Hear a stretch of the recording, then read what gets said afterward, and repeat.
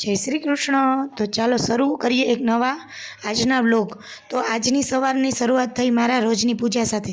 પૂજા કરીને બસ દિવસની સરસ શરૂઆત કરી અને પછી તો સવારનો સમય ક્યાં પસાર થઈ ગયો ખબર જ ના પડી અને જોતાં જોતાં જ સીધો બપોર થઈ ગયો।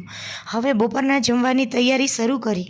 આજે બનાવ્યા વઘારેલા ભાત અને સાથે થોડું ચટપટું સાદું સિમ્પલ જમવાનું હતું, પણ ખાવામાં એકદમ મસ્ત લાગ્યું।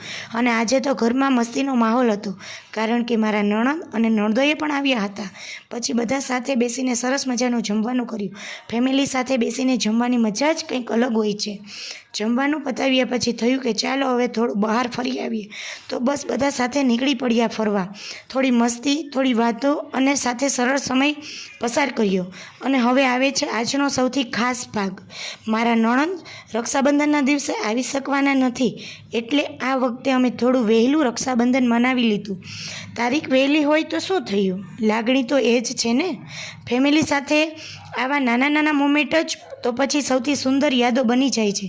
તો બસ આજનો દિવસ પણ પરિવાર સાથે હસતી મસ્તી કરતા એકદમ સરસ પસાર થયો। તો ચાલો મિત્રો, આજનો વ્લોગ બસ કેવો લાગ્યો, ફરી મળીશું એક નવા વ્લોગ સાથે। ત્યાં સુધી જય શ્રી કૃષ્ણ, બાય બાય।